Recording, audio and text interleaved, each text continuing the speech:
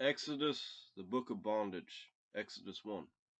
Now these are the names of the children of Israel which came into Egypt. Every man and his household came with Jacob: Reuben, Simeon, Levi, and Judah; Issachar, Zebulun, and Benjamin; Dan and Naphtali; Gad and Asher. And all the souls that came out of the loins of Jacob were 70 souls, for Joseph was in Egypt already. And Joseph died, and all his brethren, and all that generation. And the children of Israel were fruitful, and increased abundantly, and multiplied, and waxed exceeding mighty, and the land was filled with them. Now there rose up a new king over Egypt, which knew not Joseph. And he said unto his people, Behold, the people of the children of Israel are more and mightier than we. Come on, let us deal wisely with them, lest they multiply, and it come to pass that when there falleth out any war, they join also unto our enemies, and fight against us, and so get them up out of the land. Therefore they did set over them taskmasters to afflict them with their burdens, and they built for Pharaoh treasure cities, Pithom and Ramesses.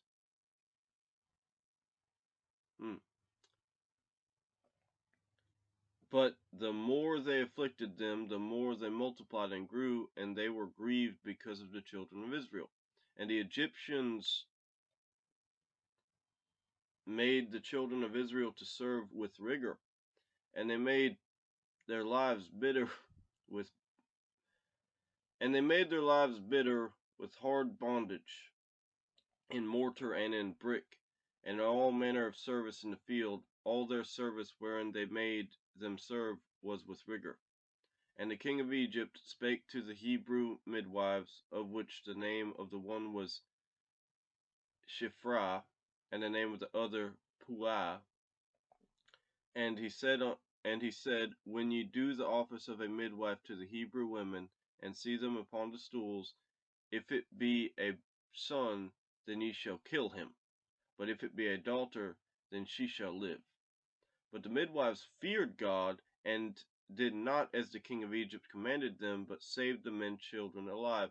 And the king of Egypt called for the midwives, and said unto them, Why have ye done this thing, and have saved the men children alive? And the midwives said unto Pharaoh, Because the Hebrew women are not as the Egyptian women, for they are lively, and are delivered ere the midwives came in unto them. Therefore God dwelt well with the midwives, and the people multiplied, and waxed very mighty. And it came to pass, because the midwives feared God, that he made them houses. And Pharaoh charged all his people, saying, Every son that is born ye shall cast into the river, and every daughter ye shall save alive.